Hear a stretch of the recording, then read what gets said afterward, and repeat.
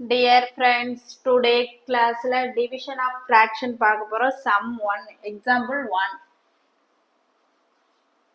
3/4 divided 1/2. இப்ப வகுத்தல பெருக்கலா மாத்த போறோம். பெருக்கலின் தலைகீழியா.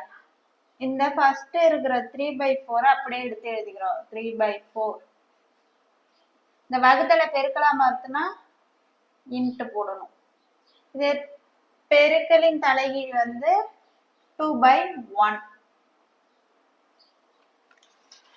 இப்ப பகுதியை ரெண்டையும் மல்டிபிள் பண்ணி எழுத போறோம், தொகுதியை ரெண்டையும் மல்டிபிள் பண்ணி எழுத போறோம். தொகுதியை ரெண்டையும் மல்டிபிள் பண்ணி எழுதுனா என்ன வரும்? 3 × 2 6. பகுதி ரெண்டையும் மல்டிபிள் பண்ணா 4 × 1 4. இதை ரெண்டையும் 2 ஆல டிவைட் பண்ணுங்க. 6 2 ஆல டிவைட் பண்ணா 3, 4 2 ஆல டிவைட் பண்ணா 2.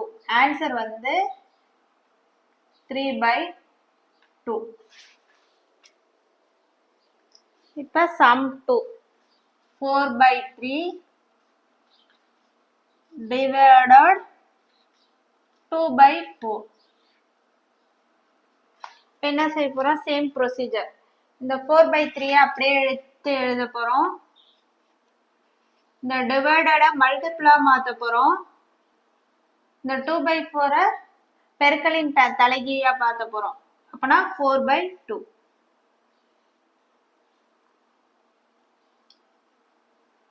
இப்ப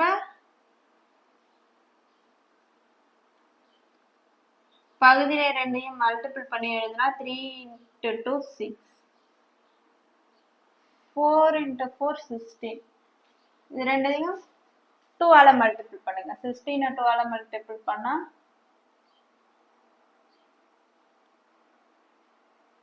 8. 6 2 ஆல மல்டிபிள் பண்ணா 3.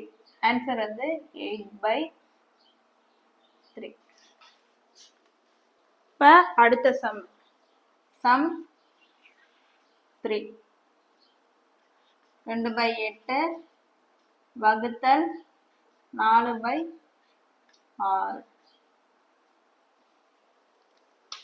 இப்ப 2/8 அப்படியே எடுத்து எழுதிடுறோம். வகுத்தல பெருக்கலா மாத்துறோம். இது பெருக்கலின் தலைகீழியா மாத்த போறோம். 4/6 6/4 மாத்த போறோம்.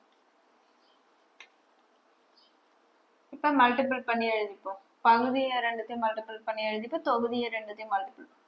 2 × 6 12. 8 × 4 32.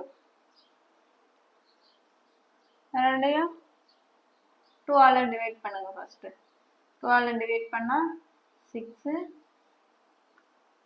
1 6. திருப்பி 2 ஆல டிவைட் பண்ணுங்க.